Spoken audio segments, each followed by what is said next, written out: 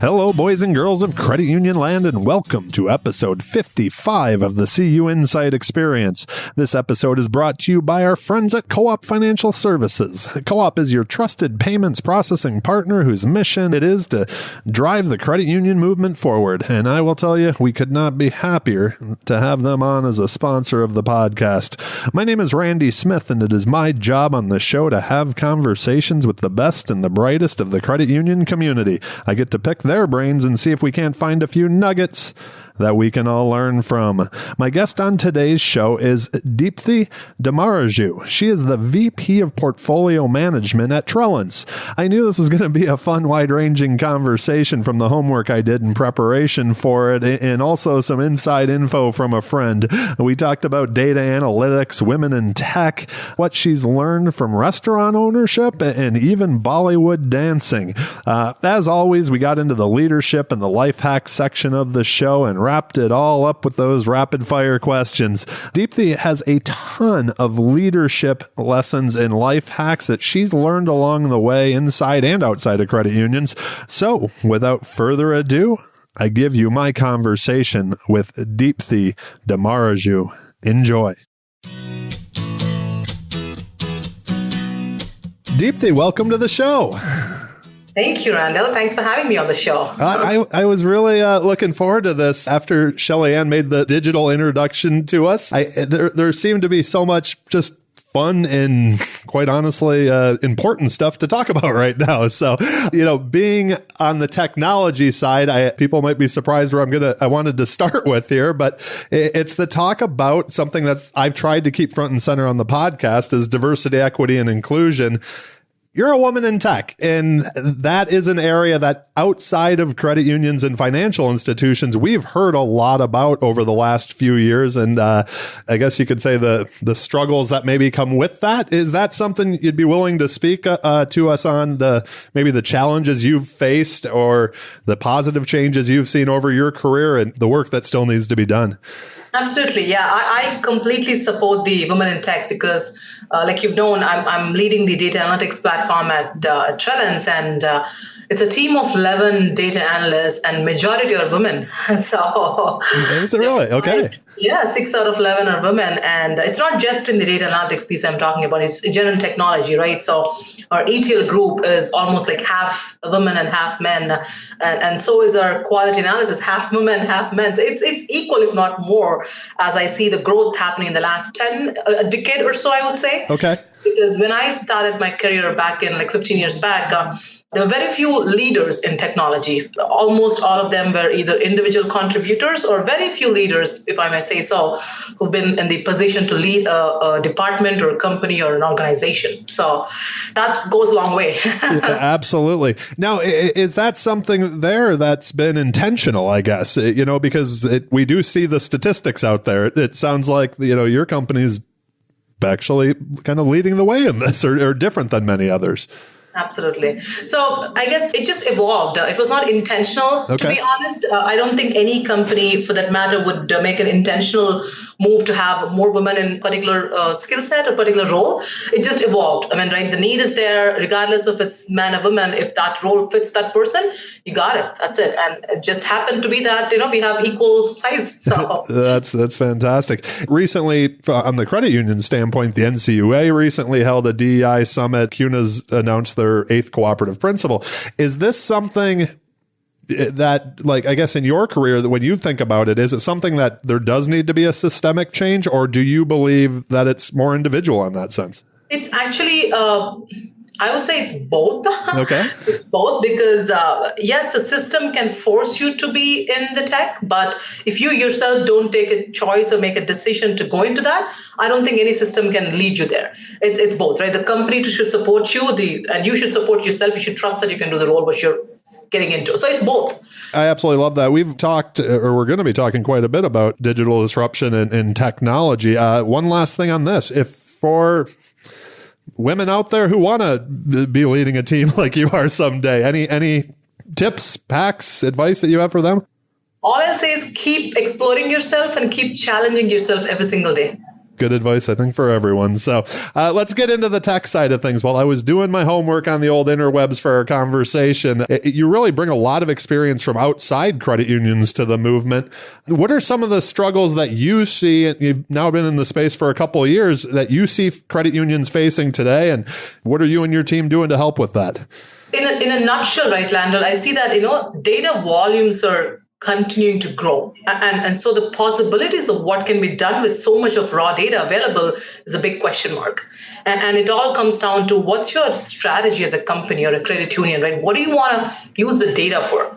I mean, like everybody has so much data available, but to answer that one question, what is your strategy and what do you want to do with the data? I guess that gets them to their goal of what they want to do.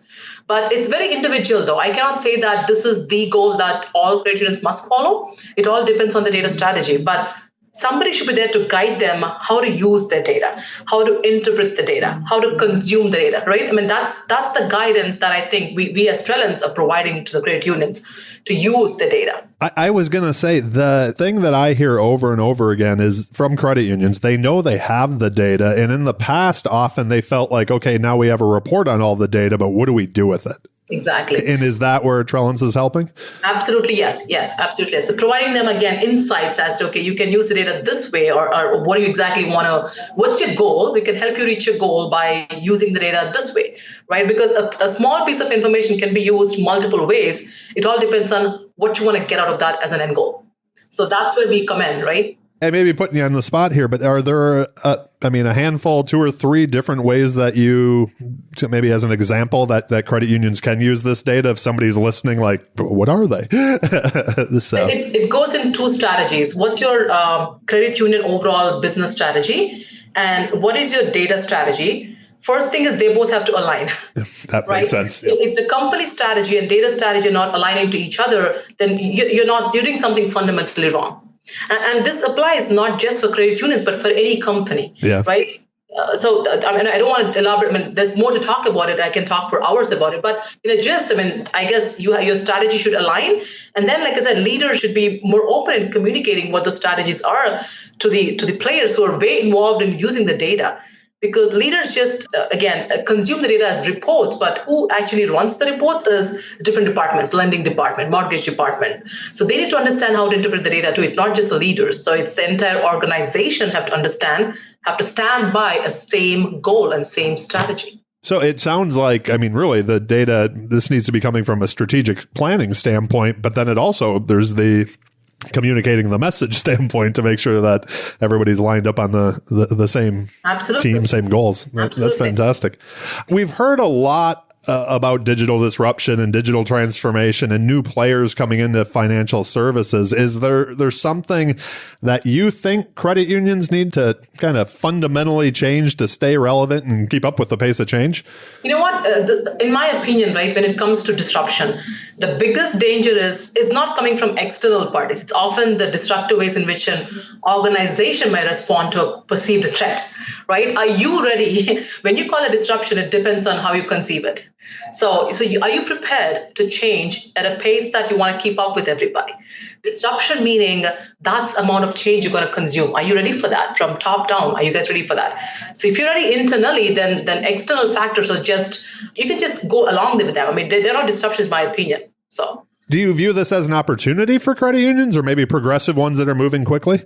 Absolutely. Like I said, executives, often they help viewing disruptive forces, even within the organization, it's as threats indeed. So, okay, I have a competition now. How do I deal with it? More than I would say, forget about the competition for a second and think that, again, go back to your goal. What do you want to achieve? How can I help my fellow credit unions to do that? And that threat becomes your opportunity. That opportunity becomes innovation. That innovation gets you an execution plan. So it's a path that you want to follow, right? Again, it depends on how much change you can consume. So I absolutely love that. I am a person who likes change, so I get bored when I don't have it. So yeah. I enjoy it. Something I saw on your LinkedIn profile, and this is just a scratch my own itch, more or less question, but that you're a certified Scrum Master. And Robbie, our associate publisher, her husband, a few years back recommended a Scrum book to me, and I'll link to that in the bio. But is this something you still practice? And for those unaware, could you, describe briefly what Scrum Scrum is and how you've found that beneficial, I guess, as your career's grown. Even before coming to Trellance, I've been practicing Agile for quite a few years at this point in different, mostly with financial industries. And what I strongly believe as a person or a certified Scrum Master is a company cannot be Agile.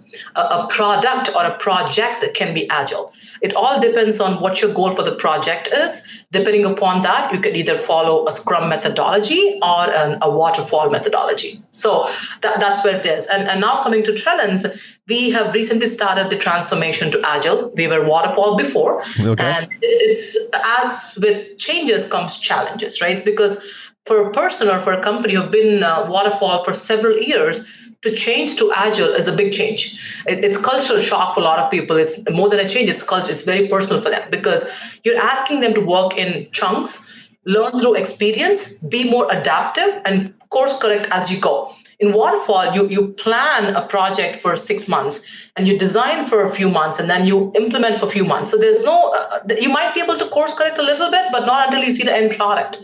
But Scrum and Agile are in chunks. Like you're able to see incremental value in a product rather than waiting for a month or for 2 or for a year in this case. So that's what Scrum is and Agile is. And Scrum is just like, it's a framework. It's not there's no set rules that you should follow Scrum this way or that. It's very flexible, right? You make rules, what works for the company, what works for the team. Don't make it like it's robust, it has so many rules to follow. No. Be very flexible. Let the teams innovate. Give them the authority that they can make changes as they go, and you'll be more successful in that environment. Even outside of our industry, I have so many friends that I talk to, if they worked in technology or whatever, and when they were working on bigger projects, a lot of the times they felt like they were sitting still because they were waiting for everybody else to catch up. When I read the book on Scrum, one of the things I liked was kind of that shorter wins and being able to adapt, quicker on the fly, because once you get into things change, right? It was something that resonated with me quite a bit. So I have one last question from the homework I did. I think you're the second person on the podcast who's owned a restaurant before. That seems very different than data analytics and things like that. What kind of restaurant? What got you into that business? It's my husband's passion where it's an Indian restaurant that we had in Minneapolis. We have recently moved to Boston for family reasons, but we still have it in Minneapolis. And we always want to be something in the food industry just because how much of customer service it demands. It's not just as easy as serving food to your home, right? You got to be on top of customer service. You have to talk to customers, please them, marketing. I learned a lot, great deal in that as being, like I said, an entrepreneur for a restaurant, but it comes with its own challenges. It's not IT. It is not IT at all. Yeah. It's funny you say that Molly Bell, who was on the podcast before, she owned one earlier in her career as well. And I think she said she gained a lot from the people, the service side of that experience. So last question in this part, if we sit down a year from now, let's say you have the crystal ball, what are you most proud of that you and your team has accomplished in the year to come? I say this to my team all the time. I don't take success depending upon the project success. I take success depending upon what your personal limitations are. So let's say I define success that I have understood the product very well. Okay, that's success to me. I define success because I learned SQL because that's what I want to learn to be successful in my job. That's success to me. Because tying your success to project success there are so many factors that can influence that. But if you have a personal goal, you and only you can change that. So I would like to try success back to that. And I tell this to my team. I said, don't treat me like a boss. I am part of you. I want to be part of you. Let's fail together, but let's not sit there and cry. Let's get up, start walking again, right? So that's what it is. If you look back 1 year from now, when I see the teams have changed. I have motivated a lot of people. And I see that when they succeed, I succeed personally too. So absolutely. That's beautiful. I love it. To move on to the second part, the leadership and life hacks, I feel like that just flowed right into it. But let's take a little bit of a step back. I mentioned that you've had this quite the experiences outside of credit unions. You've now been here for a couple of years. What inspired you to take the gig as VP of Portfolio Management at Trellance a couple of years ago? Well, there's a story to it. Well, we love stories. So this is my first company, I would say, as a startup, back with Trellance acquired OnApproach. So I was with OnApproach back in 2017. I've never worked at a startup company before in my career. Okay. It's always been medium-sized to big-sized companies, mainly evolving around the financial industry and healthcare. So when like I said, I had a personal injury in 2016 December, and I thought I should take a break for 6 months and focus on just me and nothing else. And after the break, when I want to come back, my husband asked me a question: "What do you want to do?" Well, that's a big question. Yep. And I said, I don't know. I've done a bit of everything in the last 12, 13 years at that point. And if I have to choose one, it's really tough for me to choose one.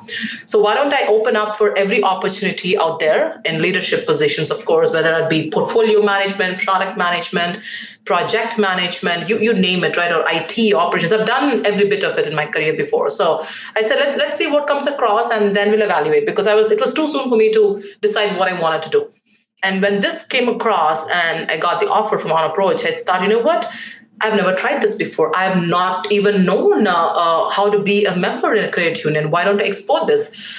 What could go wrong? I may not like the job. I mean, that's the worst that could happen to me. But yay, see, I'm still here.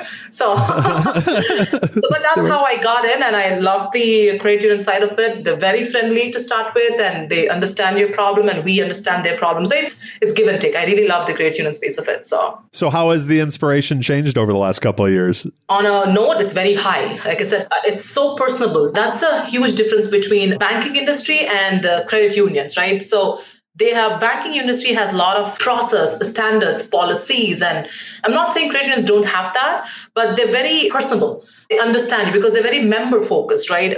More than anything. So they would love to see what can you do for your member. So that motivates me every single day. What can I do to have a credit union serve their member better, right? So that challenges me every day. It's interesting to say that. I got my start in the banking side of the business too, and I would make the joke, especially as we were first growing CUInsight, and we work with a lot of vendors on content and getting that content out to credit unions, and the ones who came from more of a banking background, a lot of the times they would lead with the ROI. And I'm like, in credit unions, you need to lead with the member, then you get to the ROI, right? Like, so exactly. It's how does this help the member? How does it help the credit union? There you go. But it's a beautiful industry, that's for sure. How would you describe your leadership style? Oh boy. If you would have asked me maybe 6-7 years back, I would have said servant leadership for sure. Okay. But I've evolved as a leader in the last 6-7 years, meaning it depends on the situation I'm dealing with.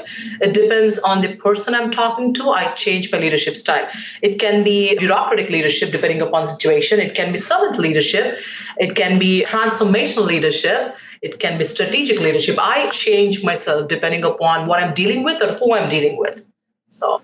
Do you think that that's come with experience, that you kind of trust yourself more at this point to make the right call? Or Absolutely. I do that. I do a lot of analysis before I talk to anybody, because you know what, putting all the issues aside, you put yourself in your people's shoes, you understand why they think differently than you. The moment that hits you, you know what, everything else is secondary for you. Okay, I got to listen to them and see what kind of style I can adapt so I can help them to help me, which in turn helps the company. So that's what I change my leadership style. So there's no one style that I prefer. I would prefer to be adaptable. As a leader, is there something that your team at Trellance has heard you say so many times they can finish your sentence? They have heard me say more than, 100 times, I guess, I am not your boss. You can ask anybody who had reported me in the past or now at Trellance, they'll say that I am not your boss. Not your boss. I want to hear if you know what, I'm a human being to start with first. And I make mistakes. I proudly say that. So if I really suck at something, just tell me, Deepthi, what you did was wrong. And I take it, I improve right away. So I want to be part of you. I don't want to be treated as special. And I will never do that to you as well. I will treat you the same way as I treat others. So... It's interesting. And to me, it seems like, over a year now of doing this podcast, that so much of that comes from experience, right? Like there's kind of that comfort level in ourselves where we don't have to be like, I'm your boss. And it seems like that makes people better leaders. Yeah. So, but I'm going to stick with leadership here. And this is a new question that I added for the second season. And it really is a scratch my own itch question. I will tell you that. But it's, sometimes as a leader, we have to make decisions that people might not like in the short term. Mm-hmm. Those unpopular decisions. How have you cultivated in yourself the ability to make that tough decision when you have to?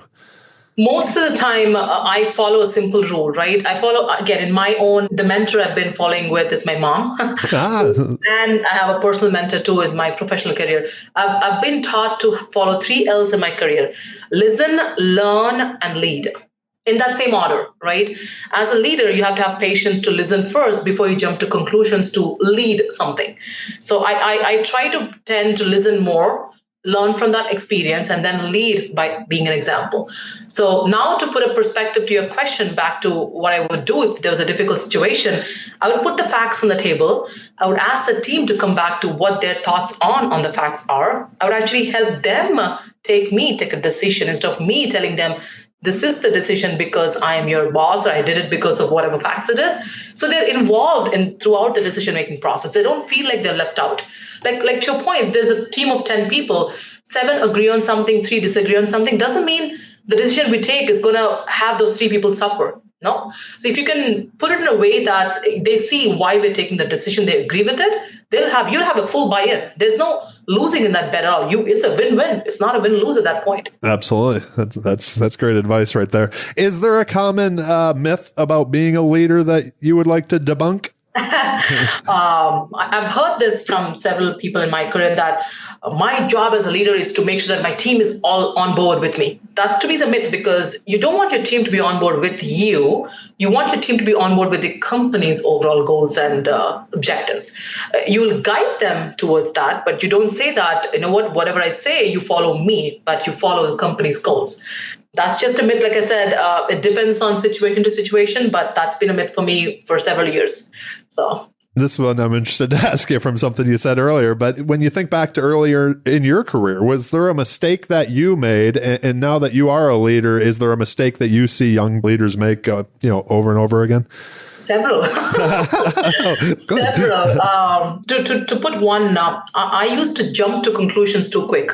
Back in my career, when I started as a fresh leader from being in technology, because I thought I knew everything at that point, because I worked in different roles. I was a developer, I was in QA, I was in BA. I did pretty much different jobs within IT and product, that I thought I know enough to make decisions when I got my first leadership job as a manager. And that hit me really hard on my face, multiple times, not once. So that's a costly mistake learned by committing it multiple times. I will tell everybody and anybody who's becoming a leader or who is already a leader that think and evaluate all your options, and please listen to your team members and take your best decision, which is best for the company, the best interest of the team and the company. So, has there been a piece of advice, you mentioned your mother being your mentor, or a life lesson that you learned along the way that you just keep with you? Yeah. So keep your emotions aside. So that's one thing which she's always taught me. Like, you don't take decisions or you don't talk to people when something emotional is impacting you. That's detrimental for you and the company. It's not worth their time or your time. So I always tell this to my team too. If it's a bad day, everybody has a bad day. Don't take any decisions that are vital to you or the company. Just take a day off, or everybody has a stress buster. I have something. If you run for an hour, you'll relieve it. Or if you read a book, you'll relieve it. But follow your stress busters, and then come back and take a decision with intelligent when you're not emotionally down. So I love that. So what is your stress buster? You got to hit against a wall and you need to clear your head. What do you do? My stress buster is I dance. I'm a professional dancer, Bollywood. Of course, I do choreography, and I have my own. I used to have my own dance school back in Minneapolis, which I'm going to start again. But I love dancing every day. That's just my stress buster. I like dance it off. There you go. You dance it off. Oh, that's fantastic. I had Shelley had told me that you were a dancer also. I didn't know. Professional. That's awesome. Dancer, restaurateur, woman in tech. You're just doing it all. That's going to make one of the next questions kind of tough, but not yet. We won't get there yet. You've mentioned your mother, and you said you had an outside mentor as well. That was something that I noticed over the course of the first season, was how many people on the podcast brought up mentors, and that being so important. Could you talk a little bit more about the importance of mentors in your career, and then maybe flip that around? And now that you have the experience, have you become a mentor to others? Yeah. So you always want to hear a different perspective, being mentored by your mentor, right? So you wanna walk through what kind of situations you're in and hear out their experiences. They're a mentor for a reason. They've either gone through that in real life with them, or they've watched somebody else go through that. So it's always good to relate your happenings with experiences that they share. Doesn't mean you take a decision of what they did, but at least you'll have some facts to think about what you want to do. So I always relate back to, okay, what would I have done? Let me talk to my mentor and see what he or she would think about it. So that's one aspect of how I will reach out to my mentor often. And to flip it, like a mentor, I've mentored several people in the last, especially women in STEM. I've mentored a lot of college girls in STEM in the last 6-7 years. I've been continuing to do that at this point. The question I get from parents especially is, I don't see my daughter working in IT or finance. I'll just make her go do language and arts. And I said, that's nothing wrong in having them choose language and arts. Don't get me wrong. But if your passion is in STEM, let her explore it. Let her fall. If she falls back, that's okay. Let her fall back and do it. But guide her. Don't restrict her or don't restrict him. Give them options. Let them choose multiple options they want. They'll succeed in one, they'll fail in one, but they'll learn with their own mistakes instead of being fed by somebody who may be right, who may be wrong. But learning with your own mistakes is the best way of not repeating it. Absolutely. So that's I keep telling that to all the girls and boys that I've mentored in my career so far, and I'll continue to do that. If you have a free day, there's nothing on the calendar. What passions do you have outside of tech and credit unions? I mean, there's the restaurant, dancing, all of that. But what do you do to recharge? What does work-life balance look like to you? I have 2 boys, and they are into cricket. They play cricket, and I play cricket myself too. So I love to play cricket. Whenever I get time, I do go with my girlfriends and play cricket. And like I said, I dance out, and whatever time I get, I try to sleep. I'm not sure when you find time for that, but on to the final part of the podcast, but the one that's a lot of fun, the rapid fire questions. The questions are rapid, but your answers do not have to be. So what were you like in high school? Man, to just be around people. I mean, I love to be around people. So even now, it's just continuing. So were you a good student? Troublemaker? Yeah, I was a grade A, GPA 4.0. Okay. Consistently throughout my high school and my college. So yep. That's awesome. So most of us, and you kind of talked about this, stumbled into the career in credit unions in one way or the other. Not many of us grew up in high school saying we wanted to be in this space, but we seem to get here and absolutely love it. You mentioned that you came through where you were looking for some new challenges. What did you want to be when you grew up?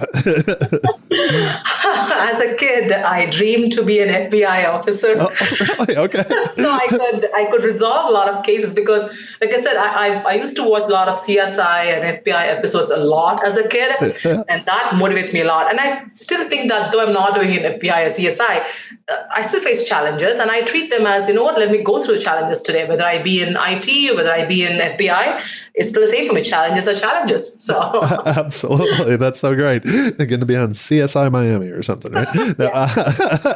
Do you have any daily routines that if you just don't do, your day feels off? Nope, not like that. I mean, no, I don't think, no. Hey, that's all right. So that means your days are good. You don't even have to do something. It depends. Yeah, right. There's no one chore that I would like to do every single day. I mean, it depends on that particular day. I mean, as far as I wake up fresh and I'm good for a fresh start, I'm good to go. You're good to go. It's a new question that I added to the rapid fire this year, and is there an app or a tool that you just couldn't live without? And since it's only the second show of the year, I'll let everybody know, whether it's like just to give examples, old school planner, calendar. I use Evernote for everything.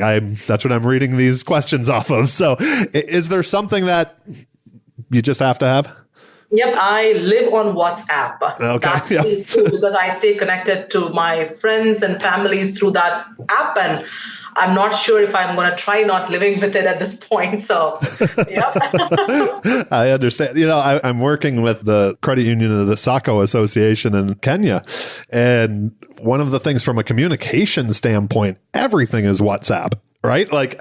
Absolutely everything. So it's been an interesting thing to look back. We're 11 years into CUInsight. We still do a lot with the website and email and things like that. And I'm like, but if we were starting today, would it just be WhatsApp as the distribution channel, So it's a wild thing to look at. The random question. What's the best album of all time? Man, anything that has so much of dancing beats to it, Yep. I kind of go with it. I don't have like this one I would love to listen, but something which has some dancing beats to it. You need the beat. So I'm a reader. Jill and I have a stack of books in our house. Most have been recommended to us. That stack keeps growing because of the podcast. Is there a book that you've either gifted, often over your life, or that you just think everybody should read? I have personally been gifted a book which is called Start With Why, How Great Leaders Inspire Everyone to Take Action. Simon Sinek. Yeah, exactly. Simon Sinek. And then the one I used to gift is Emotional Intelligence 2.0, Travis Bradberry. So those are two of my favorite books. Those were two of my favorites as well. Those are great books, that's for sure. So we will add those to the list. As you've gotten older, what's become more important to you? And my favorite part of this question, what's become less important? More important is a work-life balance. I mean, I still have the problem. I'm so workaholic. And I always try to find a balance between work and life so I don't get to miss some important soccer games or a family night or a movie night or whatever. It's becoming more evident as I grew older. Yep. And what becomes less important? Some things which I used to worry about before, small petty things like, I care least about that anymore. I mean, those are not materialistic to me anymore. If that's not going to impact your life or work, I don't bother about that anymore. I mean, I've grown out of it. That's one of those things I think we all wish we could tell our younger selves, right? So there's a question that I didn't send you. When you hear the word success, who is the first person that comes to mind? Success, my mom and dad. Tell me why. You've mentioned your mom a couple times. And by the way, mom is the most popular answer on the show. So I've learned different things from both of them. Discipline, I'm really a disciplined person. It comes from my mom. And knowing the value of life and treating life like it comes to you. You don't expect anything from it. You just go as it comes to you because you don't know what's going to happen to you tomorrow. All you have is today. So let's not overthink about what's going to happen tomorrow. Let's overplan, and that doesn't happen tomorrow. You'll be devastated. So I would rather focus on how can I make my life better today? Yes, of course I'll plan for tomorrow, but it doesn't involve a tremendous amount of planning. So I learned all of that from my mom and dad, and I'll never forget that. So you've mentioned your mom a few times. What did your mom do, if you don't mind me asking? My mom was always a homemaker. Okay. She's not working, but it came with her own life examples. Yeah, I was just going to say, it sounds like she's parted quite a few that you've taken with you. I want to thank you again for being on the podcast and sharing your story. The last question that I have for you is, do you have any final asks or final thoughts that you'd like to share with our listeners? Any asks? I would say, I think I said this in the beginning of the podcast, there is no one to tell you that you're right or you're wrong. It's just you who can control your life. You can control your profession. So keep innovating, keep exploring, keep challenging. You'll find your way out. That is a beautiful way to wrap it all up. We'll link to everything we talked about in the show notes today. If people have additional questions of you, they'd like to reach out. LinkedIn, you on Twitter, what's the best way to contact you? LinkedIn is the best way. I do respond pretty quickly on LinkedIn, so yes. Well, we will link to that too, so you'll probably have some new friends. So anyways, I appreciate it again so much. This has been a lot of fun. I hope our paths cross actually in person and we don't just meet digitally here at maybe one of the conferences or something. So thank you again for taking the time, and I hope you have an amazing day. You too, Randall. Yeah, thank you. Bye-bye.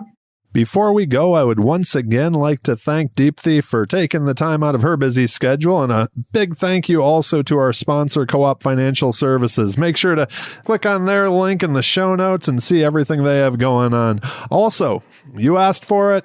We made it for you. You can Google the CUInsight Experience podcast book list or find it down in the show notes.